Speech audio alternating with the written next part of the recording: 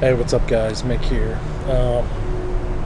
Going back to something I mentioned in my response to Mad Bad Voodoo's Ron Paul series. He doesn't have that up anymore, but I still wanted to get back to it. Basically, I talked about just really briefly on coal and what would happen if it disappeared. Um, you know, I'm trying to think where to start this one at. It coal's pretty big. I mean, where I live, I've got the I see coal trains probably once an hour going past my house, and coal affects a lot of things. It affects commercial, residential. It affects the entire economy, and I'm for alternative power.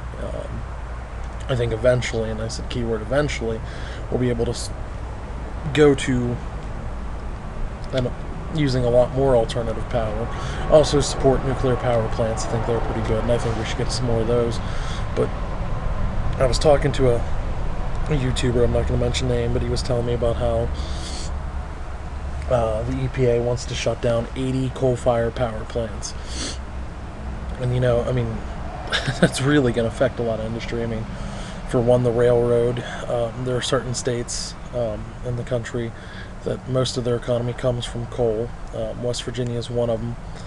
I don't know the exact numbers or anything like that, but I do know a lot of their economy comes from coal. Now, they did have more industry move in with Robert C. Byrd when he was a senator, but, coal's still big down there, especially in the southern counties of that state. Even in areas like western Maryland, coal's pretty big in the Appalachians, is what I'm trying to get to. And if they start shutting down all these coal-fired power plants, it's going to kill the jobs in these areas. You're also going to have power prices going through the roof, because it's going to be a lot harder to produce the coal, or to produce energy with all these coal plants that be shutting down.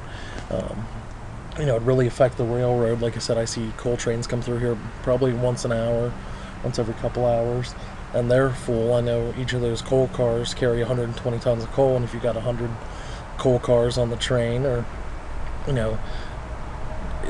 if you just look at it that way, I mean, you can see how much it'll affect. You're going to have a lot of businesses right now who are struggling. Their energy prices are going to go through the roof, and that could put them out of business. And like I said before, I'm not against coal power, or I'm not against alternative energies. I really do think they're a good idea, but I don't think we can transfer from just all at once coal to alternative power sources like solar, wind power, and stuff like that by like the turn of a switch. It's going to hurt more than it's going to help.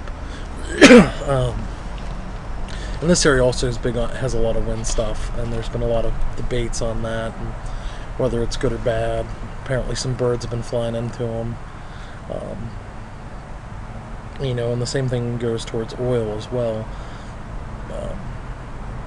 Especially with all the stuff going on in Iran right now, the sanctions, them trying to shut down the Strait of Hormuz, all those things. I mean, that's one of the reasons why we should eventually move off of using fossil fuels like oil and stuff, so we're not so dependent on countries across the world.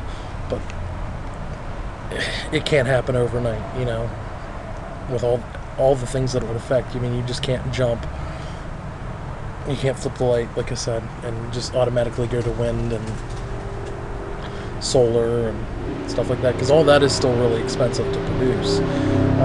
Just the panels for solar power especially, they're expensive. Sorry about the noise out on back, and loud vehicle.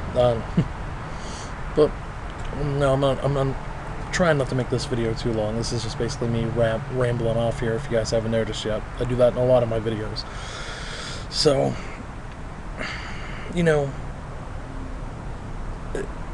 it's just gonna hurt, So, but like I said, not a long video. Tell me what you guys think. If I'm wrong on anything, feel free to correct me. Always say that. You guys know you can. Thanks for watching.